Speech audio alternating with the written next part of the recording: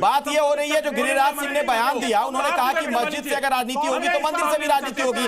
क्या ये सही कह रहे हैं वो? विनोद बंसल जी आप जवाब दीजिए, फिर नोमानी साहब के पास आता हूं। वापस लौटिए चर्चा में। विनोद बंसल जी छोड़िए उसको, चर्चा में आइए, मुद्दे पे आइए। विनोद बंसल, देखिए मैं ये कहना चाहता हूं, देखिए कांग्रेस को अभी अविलंब उसके शीर्ष नेतृत्व को माफी मांगनी चाहिए।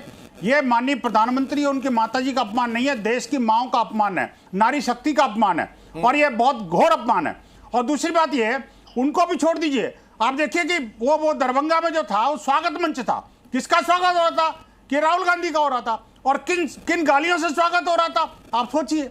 ऐसे ऐसे इनके स्वागत के द्वार हैं। एक बात मैं कहना चाहता हूं, देखिए एक व्यक्ति गिरफ्तार हुआ है, उसका आयोजक और जितने भी लोग मंच पे थे उन सबकी गिरफ्तारी होनी चाहिए, एक बात।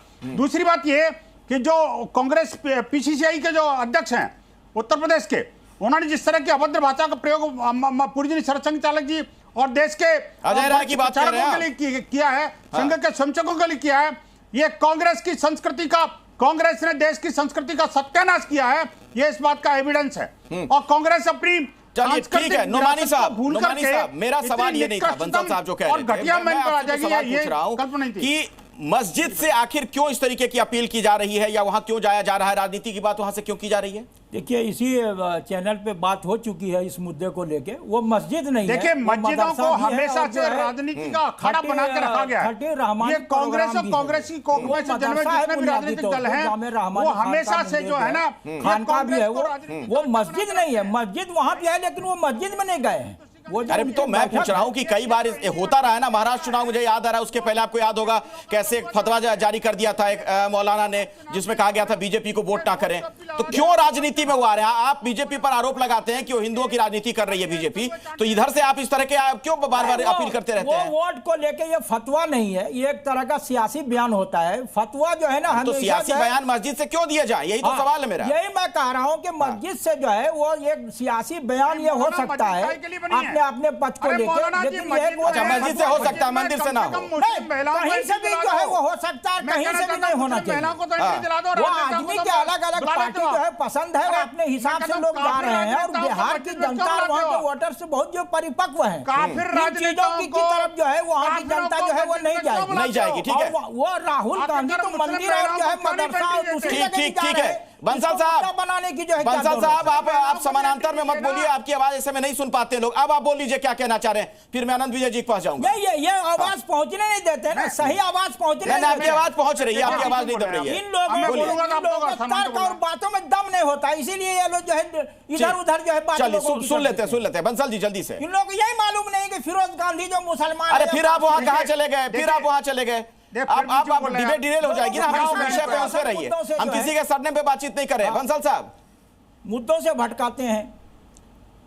देखिए मैं कह रहा हूं, देखिए कांग्रेस और कांग्रेस के अपने कुनबे के जितने भी राजनीतिक दल और राजनेता हैं वो हमेशा से मस्जिदों को और मुल्लों को, मौलवियों को राजनीति का अखाड़ा बना के रहे हैं, उनके तलुए चाट करके अपना चुनाव जीतने की कोशिश करते हैं।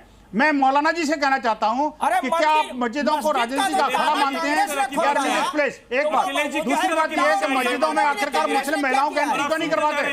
अरे काफिर राजनेताओं को आप मस्जिद में बुलाते हैं, लेकिन अपनी बहनों को, बेटियों को, महिलाओं को मस्जिद के अंदर एंट्री नहीं देते।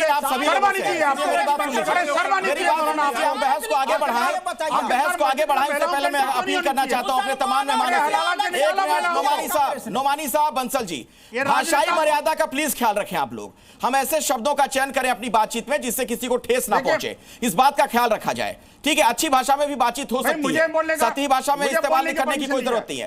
ठीक है बंसल साहब, आपकी बात हो गई। अब आनंद विजय जी के पास जाना चाहूंगा, बहुत देर से चुप बैठे हुए हैं।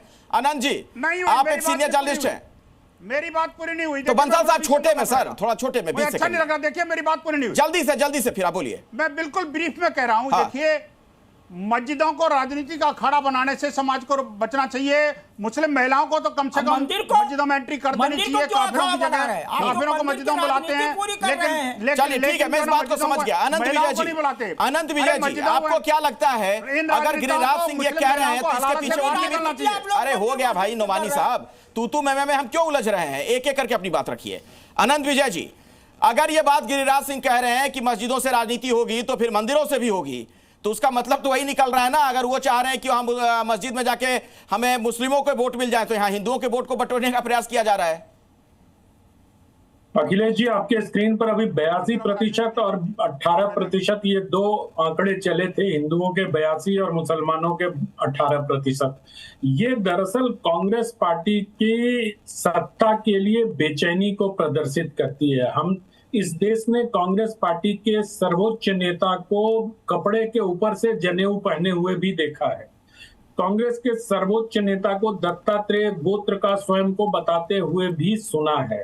और उन्हीं, अब ये सामाजिक समरसता की बात न करें, वो जो मुंगेर में गए हैं वो 1901 से चल रहा है खानका है, और वहां हमेशा से खानका में जो है वो रहमानी का मुंगेरी खान जो कानपुर से गए थे, उन्होंने उसकी 1901 में स्थापना की थी, और उनका उद्देश्य शिक्षा का अवश्य, पर वो हमेशा से राजनीति का केंद्र रहा है। चाहे all India Muslim personal law board की राजनीति जब चल रही थी राम जन्मभूमि आंदोलन के दौरान, तब वो एक राजनीति का केंद्र हुआ करता था। जब शाहबानो का मसला हुआ था तब भी वो राजनीति का केंद्र था, और उनकी उसी विरासत को देखते हुए श्रीमान राहुल गांधी जी वहां गए, ताकि एक मुसलमानों को संदेश जाए कि ये उनके हितधारक हैं। तो मुझे लगता है कि सत्ता की बेचैनी जो है, हताशा जो है, जो भ्रम है लेकर कि आप हिंदू बने कि मुसलमान बने, अरे भारतीय बनने की बात करते हैं तो आप समान भाव से भारतीय बनने का प्रयास करें। अब आप पुनौरा धाम नहीं जाएंगे, आप जानकी धाम चले जाएंगे।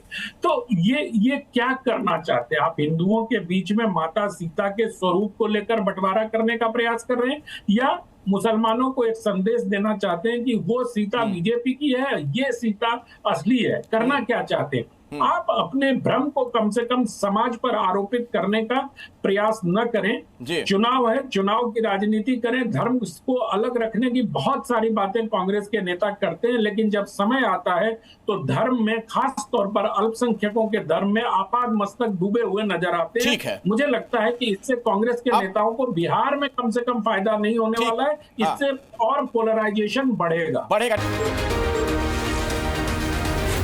जी न्यूज़।